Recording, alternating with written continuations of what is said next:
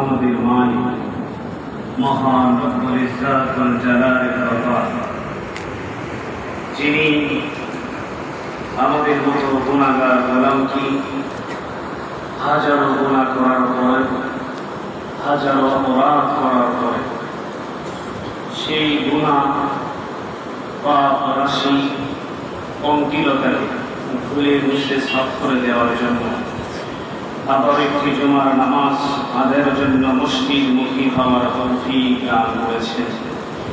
আমরা যারা আসতে পেরেছি, বসতে পেরেছি, জবান খুলে সকলে বলি আলহামদুলিল্লাহ।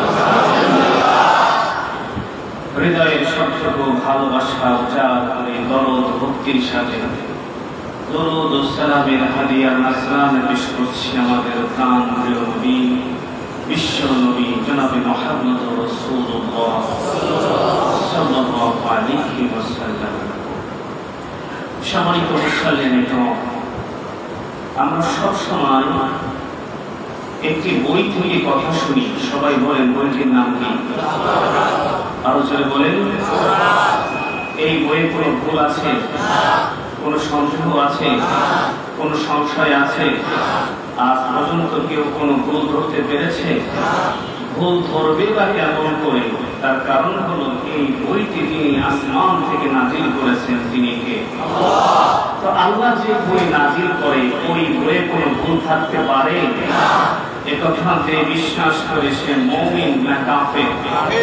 মুমিন। একথা যে বিশ্বাস করবে সে মুমিন, আর যে বিশ্বাস করবে না সে কাফের।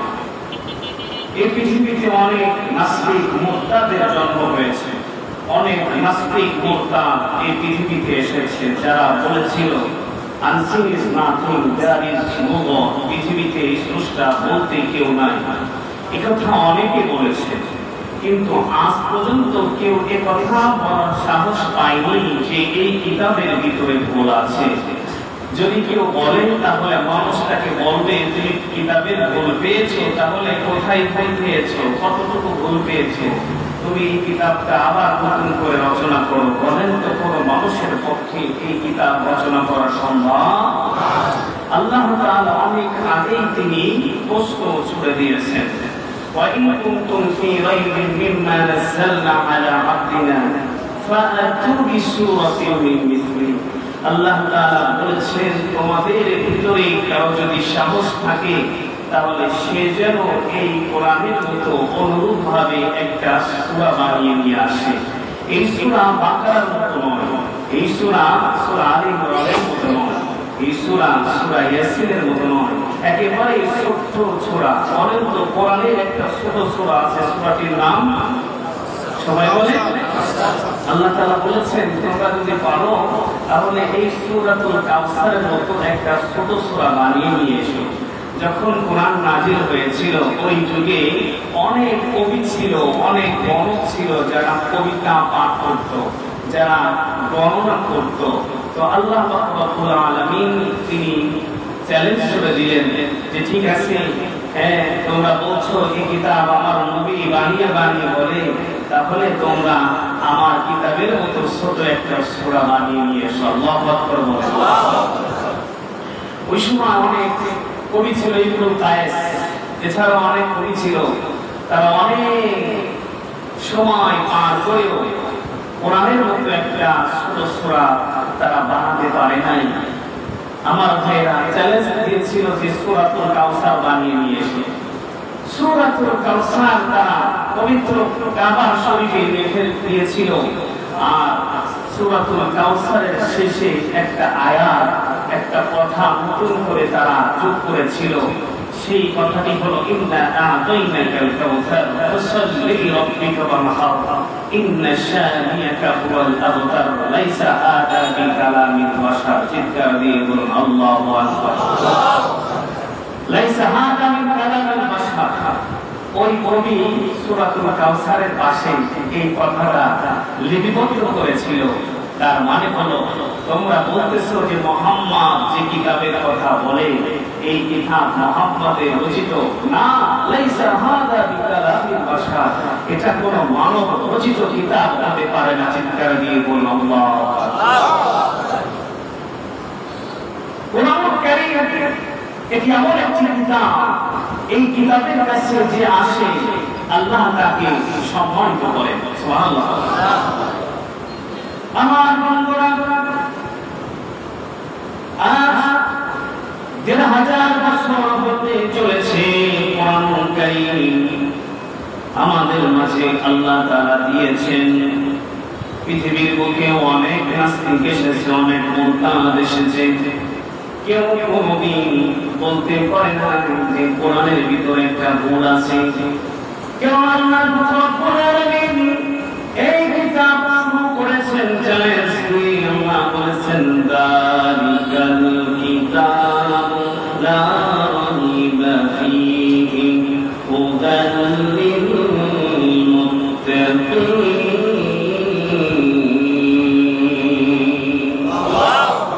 আল্লাহ রাব্বুল আলামিন বলেন এটি এমন একটি কিতাব যে কিতাবের ভিতরে কোনো ভুল নাই, কোনো সন্দেহ নাই, সংশয়ের অবকাশ নাই। এটি মুত্তাকিদের জন্য হিদায়াত, মুত্তাকি যারা হবে তাদেরকে হিদায়াত দান করবে। একজন তিনি কে? আরো জোরে বলেন তিনি কে? আল্লাহ। আল্লাহ রাব্বুল আলামিন এই কোরআনুল কারীমকে সর্বপ্রথম ফেরেশতাদের কাছে নাযিল করতে চেয়েছিলেন, জিনদের কাছে নাযিল করতে চেয়েছিলেন, বিভিন্ন সৃষ্টিজীবীর প্রতি আল্লাহ তাআলা কোরআনুল কারীম নাযিল করতে চেয়েছিলেন। সর্বশেষ আল্লাহ তাআলা পাহাড়ের উপর কোরআন নাযিল করতে চেয়েছিলেন। আল্লাহ বলেছেন লাউ আনসালনা হাযাল কুরআনা আলা জাবালিন লারাআইতাহু খাশিআন মুতাসাদ্দিআন মিন খাশিয়াতিল্লাহ।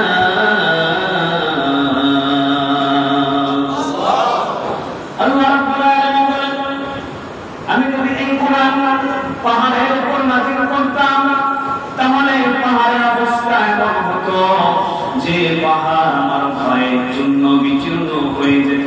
আল্লাহু আকবার বলেন। এটা এমন একটা কথা আল্লাহ তাআলা আমাদেরকে বোঝাতে চাইলেন, হে পৃথিবীর মানুষেরা, আমার এই কোরআনের ধারে কোরআনের সম্মান দিতে যে, কোরআনকে আনুগত্য করতে যে, কোরআনকে গ্রহণ করতে যে পাহাড় আমার ভয়ে সে চূর্ণ বিচূর্ণ হয়ে যেত। আর সেই পাহাড়ের উপর কোরআন নাযিল হয়নি, বরং আল্লাহ তাআলা আমাদের উপর কোরআন নাযিল করেছেন। সুবহানাল্লাহ।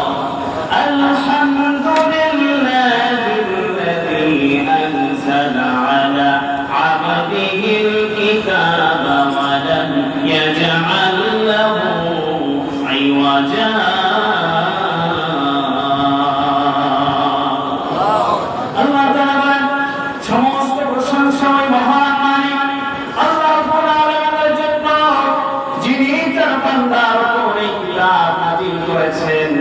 সেই বাংলা আর কেউ নন, তিনি হলেন আমাদের প্রাণ প্রিয় নবী, বিশ্ব নবী মুহাম্মদুর রাসূলুল্লাহ। আল্লাহু আকবার। আমার ভাইরা, আল্লামা জালালউদ্দিন রুমি রাহমাতুল্লাহি আলাইহি তিনি তার কিতাবের ভিতরে একটি ঘটনা এনেছেন। ঘটনাটি হলো এমন, হযরত মূসা আলাইহিস সালামকে আল্লাহ তাআলা যেই যুগে প্রেরণ করেছিলেন ওই যুগটা ছিল জাদুর যুগ। জোরে বলে কিসের যুগ? জাদুর যুগ। সমস্ত মানুষ জাদু করে। মূসা আলাইহিস সালামের সময় একজন জাদুকর ছিল, যে জাদুকর মৃত্যুবরণ করার আগে তার দুইজন ছেলেকে জাদুবিদ্যা শিক্ষা দিয়েছিল। মূসা আলাইহিস সালামের জামানায় ওই জাদুকরের মৃত্যু হয়ে গেল। এবার ওই জাদুকরের দুই পুত্র, এই দুই পুত্র তারা মূসা আলাইহিস সালামকে পরীক্ষা করতে চাইলেন যে মূসা নিজেকে যে নবী বলে দাবি করে, আসলে মূসা কি সত্য নবী নাকি মিথ্যা নবী, এটা আমাদেরকে দেখা দরকার। এক ভাই আর এক ভাইকে বলে যে আমরা মূসার সাথে সব সময় একটা লাঠি দেখি। কি দেখি? লাঠি। একটা লাঠি দেখি। এই লাঠিটা আমরা পরীক্ষা করব, যদি পরীক্ষায় উত্তীর্ণ হয় তাহলে ভেবে দেব মূসা সত্য নবী, আর যদি পরীক্ষায় ফেল হয় তাহলে ভেবে দেব মূসা সত্য নবী না। চিৎকার দিয়ে আকবার। আমার মুসা আলাইহিস সালাম এবার একটি গাছের নিচে আশ্রয় গ্রহণ করছেন, বিশ্রাম নিচ্ছেন। মুসা আলাইহিস সালাম ঘুমিয়ে রয়েছেন। ওই দুই যুবক জাদুকরের দুই ছেলে মুসা আলাইহিস সালামের ওই লাঠিটা তারা করে ফেলেছে। আল্লাহু আকবার। যে মাত্র লাঠিটা করেছে সঙ্গে সঙ্গে লাঠি এবার সাপে পরিণত হয়ে গিয়েছে। আমার বন্ধুরা, ওই দুই যুবক ভয় পেয়েছে, আশ্চর্য হয়ে গিয়েছে। তারা ভাবতে শুরু করেছে আমরা যেগুলো মানুষকে দেখাই এগুলো সব জাদু, কিন্তু মুসা আলাইহিস সালামের যে লাঠিটা এটা কখনো জাদু হতে পারে না, এটা আল্লাহ পাকের মুজিজা। এই দুই পুত্র বাড়িতে চলে গেছিলেন, রাতের বেলায় ঘুমাচ্ছেন, কিন্তু কোনো ঘুম হয় না।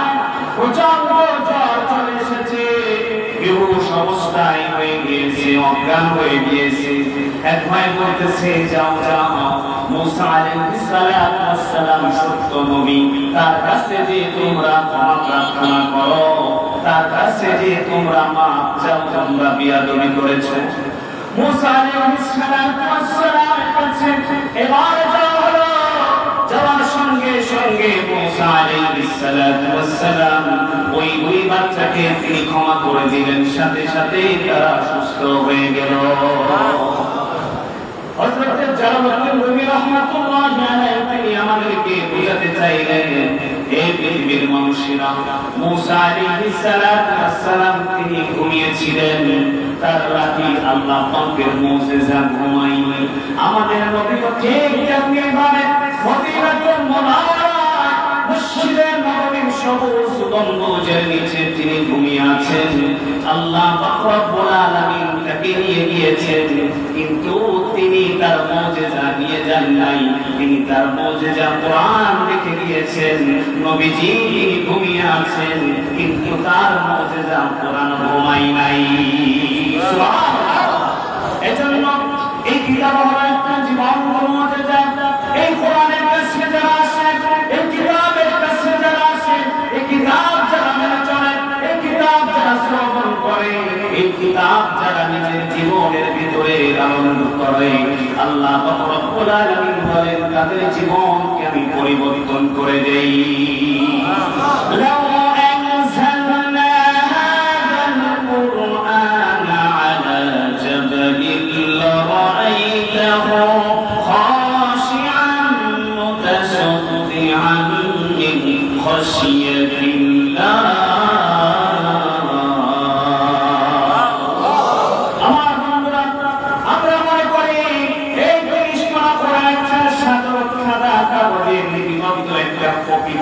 একটা গ্রন্থ ওজনের কত হবে? 1 কেজি বা 1.5 কেজি হবে, কিন্তু না না, এই কোরআনের একটা ওজন আছে, এই কোরআনের একটা পাওয়ার আছে। এই কোরআনের ওজন কত? আম্মা জান আয়েশা রাদিয়াল্লাহু তাআলা আনহা বলেন, যখন শীতের রজনীতে প্রচন্ড মাঘ মাস, যখন পৌষ মাসের শীত, যখন কনকনে ঠান্ডা, এই সময় প্রতিটা মানুষ তাদের শরীরের শীত নিবারণ করার জন্য শীতের গরম কাপড় পরিধান করে। কিন্তু যখন কোরআন নাযিল হতো, আমার নবী শীতের মৌসুমে ওই শীতের রজনীতে ঘেমে যেতেন। আল্লাহু আকবার। তার কারণ হলো এই কোরআন হলো এমন একটা কিতাব, অনেক ভারী কিতাব। হযরত সাঈদ ইবনে সাবির বলেন, নবীজি আমার কোলে মাথা রেখে ঘুমিয়ে আছেন, এমন সময় কোরআন নাযিল হয়েছে।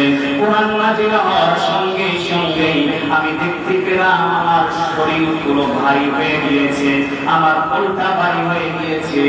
মনে হলো যেন বহুত পাহাড়টা এসে আমার কোলে ধরা দিয়েছে।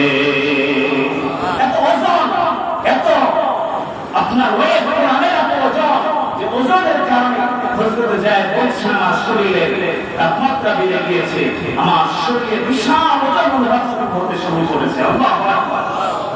আমার শুধু তাই নয়, নবীজি যে উঠের পেছনে তিনি আহ্বান করতেন, এমন সময় কোরআন নাযিল হতে শুরু করেছে, সঙ্গে সঙ্গে কোরআনের ভারে উট মাটিতে বসে পড়েছে। ইন্না সানুলকি আলাইকা কওলান সাকীলা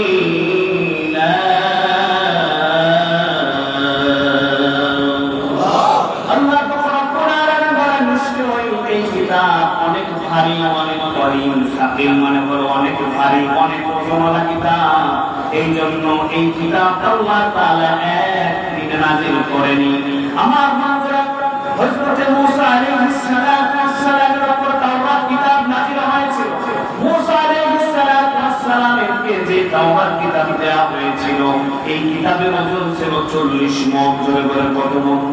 40 মণ। হযরত মুসা আলাইহিস সালাম পাহাড় থেকে তিনি তাওরাত কিতাব মাথায় নিয়ে তার জাতির কাছে তিনি ফিরে এসেছিলেন।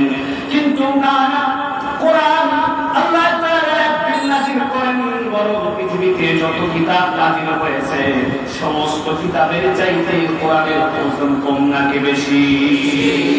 এই জন্য অন্যান্য কিতাব নাযিল হয়েছে একদিনে, কিন্তু কোরআন নাযিল করেছেন আল্লাহ তাআলা দীর্ঘ 3 বছর ধরে, যেন এই কোরআনের ওজন মানুষ বুঝতে পারে, এই কোরআনের ভার যেন মানুষ সহ্য করতে পারে। ঠিক কিনা আমার বন্ধুরা? এই জন্য আল কোরআন সম্পর্কে আমাদের সঠিক জীবন ব্যবস্থা, কোরআন সম্পর্কে আমাদের সঠিক জ্ঞান লাভ করতে হবে। আমাদের ভিতরে অনেকে আছে যারা কোরআন সম্পর্কে জ্ঞান তো ভালো লাগে রয়েছে, এরকম লোক আছে না নাই? আর যারা বলেন, আপনাদেরকে শুনে একটা প্রশ্ন করি, সবাই বলেন তো এই কিতাবটার নাম কি? আর যারা বলেন, অনেকে বলতেছেন কোরআন শরীফ। কি বলতেছেন? কোরআন শরীফ। আসলে কিতাবের নাম কোরআন শরীফ না। শরীফ এটি আল্লাহ পাকের দেওয়া নাম নয়। ওটা কোরআন আপনি সূরা ফাতিহা থেকে নাস পর্যন্ত পড়ে দেখবেন, কোন জায়গায় আল্লাহ তাআলা কোরআনকে কোরআন শরীফ নামে সম্বোধন করেনি। কোরআন শরীফ বলাতে কোনো গুনাহ হবে না, কোনো পাপ হবে না, নিষেধ নাই। তবে এটি সত্য, কোরআন শরীফ দেওয়া এই নামটা আল্লাহ পাকের। ঠিক কিনা বলেন? তাহলে কোরআনকে যদি আমরা প্রশ্ন করি, কোরআন তোমার নামটা কি? কোরআন এবার বলবে ইয়াসিন ওয়াল কুরআনিল হাকীম। কোরআন বলতেছে আমি কোরআন বিজ্ঞানময় একটা কিতাব, আমার নাম হলো কোরআনের হাকীম। আমার নাম কি? কোরআনের হাকীম। এরপর কোরআনকে যদি আমরা প্রশ্ন করি তোমার আর কি নাম আছে? কোরআন বলবে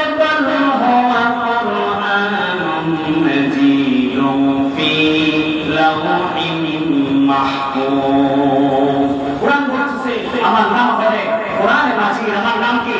কোরআনে মাজিদ। এরপর কোরআন যদি দেওয়া প্রশ্ন করে বলো কোরআন তোমার কি নাম আছে? ইন্নাহু লাকুরআনুন কারীমুন ফি কিতাবিন মাকনুন। চিৎকার দিয়ে বলুন আল্লাহু আকবার। কোরআন বলছে আমার নাম হলো কোরআনুল কারীম।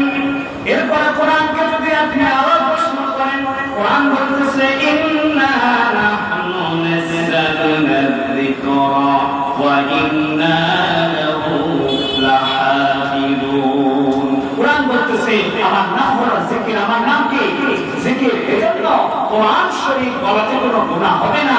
তবে কোরআন শরীফ এটা আল্লাহ পাকের দেওয়া নাম নয়, বরং এটা না বলে আমাদের সবার বলা উচিত কোরআনে মাজিদ। কি বলা উচিত? আর যারা বলেন কোরআন মাজিদ, কোরআনে হাকীম, কোরআনুল কারীম, এই জাতীয় শব্দ আল্লাহ নিজে ব্যবহার করেছেন। আল্লাহ পাক রব্বুল আলামিন যে নামগুলো ব্যবহার করেছেন, ওই নামগুলো ব্যবহার করার ভিতরে বরকত আছে না নাই? কল্যাণ আছে না নাই? আমাদের চাইতে ভালো জানে কে? আমাদের চাইতে ভালো জ্ঞান রাখে কে? ওই জন্যই আমার ভাইরা, আসুন কোরআন সম্পর্কে সঠিক উচ্চারণ আমরা করি, সঠিক শব্দটা ব্যবহার করি। এই শব্দ ব্যবহার করার ভিতরে বরকত আছে না নাই?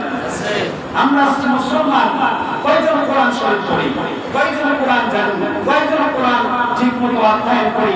যদি আমরা জয়ীদ করি দেখতে পাবো যে শতকরা 2-1 মানুষ ছাড়া কোরআন পড়তেই পারে না। ঠিক কিনা? প্রতিদিন মুসলমানদের জন্য কোরআন পাঠ করার জন্য খরচ করেছেন তিনি কে?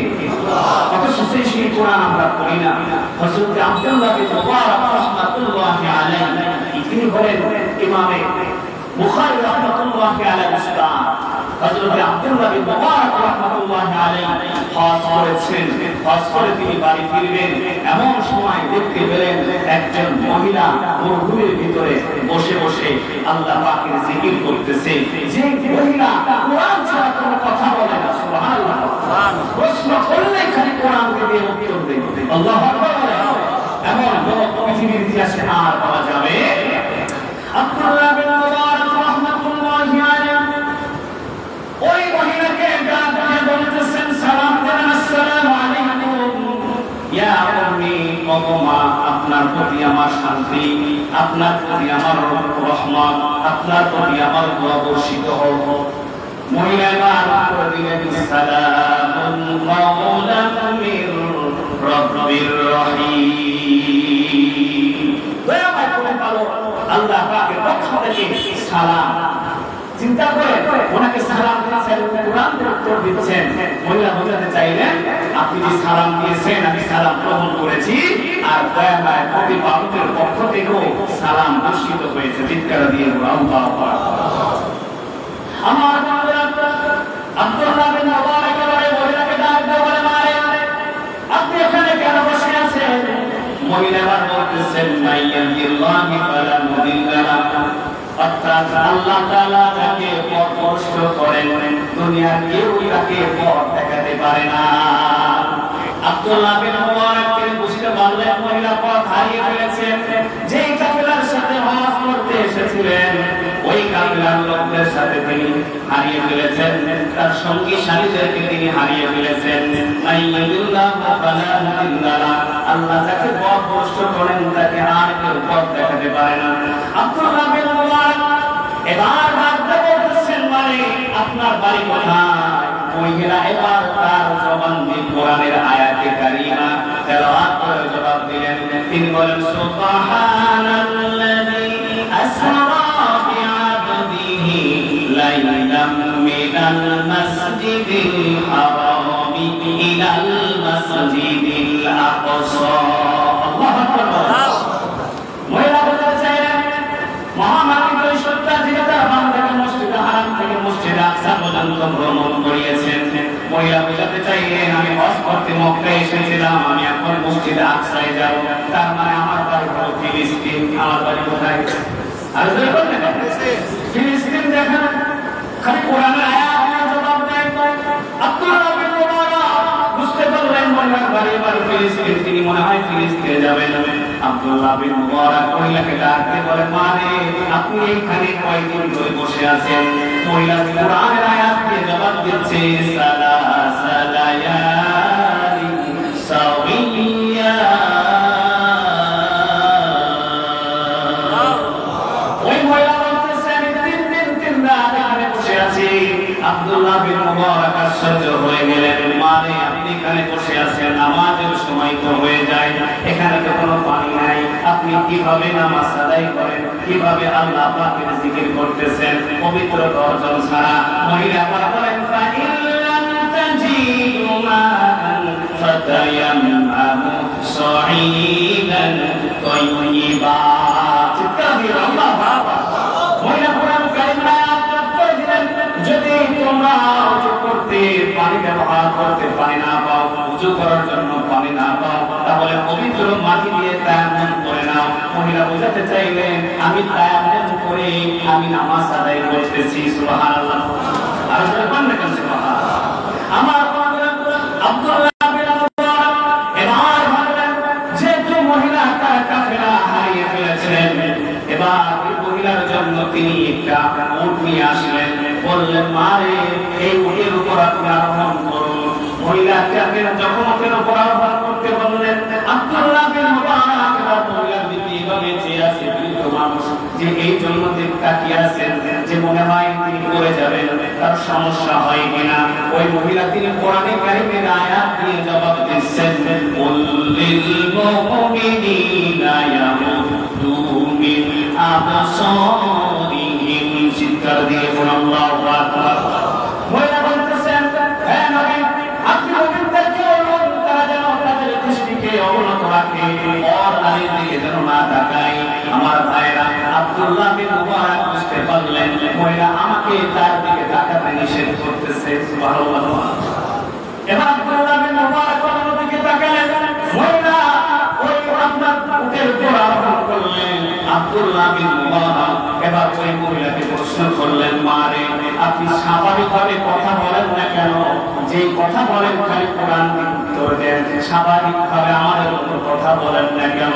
মহিলা আবার কোরআনে আয়াত ছুঁয়ে উত্তর দিচ্ছেন, মা ইয়ালফিযু মিন কাওলিন ইল্লা লাদাইহি রাকীবুন আতীদ। এবার কি হলো? যে কথা বলে না কেন প্রত্যেকটা কথার সদা ফেরেশতা নিয়োজিত হয়েছে। সুতরাং বেহুদা কথা বললে তো গুনাহ হবে। আব্দুল্লাহ বিন মুবারক বুঝতে চাইলেন, বুঝতে পারলেন যে মহিলা আমাকে বোঝাতে চাচ্ছে কোরআনে কারীমের কথা ছাড়া কোনো কথা বলা ঠিক না। আল্লাহু আকবার। আমার ভাইরা, আব্দুল্লাহ বিন মুবারক প্রচন্ড বিখ্যাত একজন আলেম। তিনি আপনার উটের উপর আরোহণ করেছেন, মহিলা আরোহণ করেছেন। আব্দুল্লাহ বিন মুবারক এবার উটের উপর আরোহণ করে কবিতা আবৃত্তি করতেছেন, কিন্তু মহিলা এবার কোরআনে কারীমের আয়াত দিয়ে থেকে বোঝাতে চাইলেন, ফাকরাহু মা তায়াসসারা মিনাল কুরআন। তোমার যেখান থেকে কোরআন ভালো লাগে এখান থেকে পড়ো। তার না শুধু শুধু কবিতা বলতেছে কেন? কবিতা না বলে কোরআন পড়তে পারো, ঠিক কিনা? আমার ভাইরা, আব্দুল্লাহ বিন মুবারক এবার ওই মহিলাকে যখন তার হারানো কাফেলার সাথে পরিচয় করে দিলেন, আব্দুল্লাহ বিন মুবারক ভাবলেন এই মহিলা মনে হয় কোরআন ছাড়া উত্তর দিবে, কিন্তু না না, ওই মহিলা কোরআন ছাড়া উত্তর দেওয়া লোক না। আব্দুল্লাহ বিন মুবারক ডাক দিয়ে বলে, মা রে, এই কাফেলার ভিতরে আপনার কোনো পরিচিত কেউ আছে নাকি? ওই মহিলা উত্তর দিচ্ছে, আল্লাহু ওয়াল বানুন জিনাতুল হায়াতিদ দুনিয়া।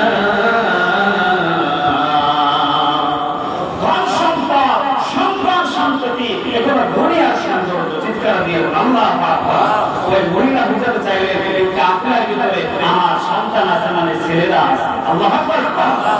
আব্দুল্লাহ বিন মুবারক এবার চান্স খুঁজলেন, এবার মনে হয় মহিলা কোরআন ছাড়া কথা বলবেন। আমি একটু জানতে চাই, মানে বলেন তো এই আপনার ভিতরে আপনার ছেলে কয়জন আছে আর তাদের নাম কি কি? সুবহানাল্লাহ। আমার আব্দুল্লাহ বিন মুবারক আসলে বললেন, এবার মনে হয় মহিলা কোরআন ছাড়া কথা বলবেন, কিন্তু এবার মহিলা কোরআন ছাড়া কথা বলে না।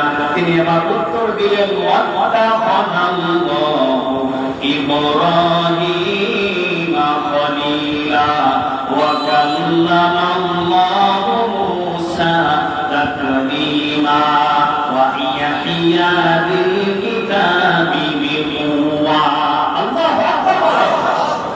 মহিলা বললেন, আল্লাহ তাআলা ইব্রাহিম আলাইহিস সালামকে বন্ধুরূপে গ্রহণ করেছেন, আর মুসা আলাইহিস সালামের সাথে কথা বলেছেন, আর ইয়াহইয়া আলাইহিস সালামকে কিতাব সংরক্ষণ করার নির্দেশ দিচ্ছেন। তার মানে মহিলা বোঝাতে চাইলেন আমার তিনজন ছেলে, বড় ছেলের নাম ইব্রাহিম, মেজো ছেলের নাম মুসা, আর ছোট ছেলের নাম ইয়াহইয়া।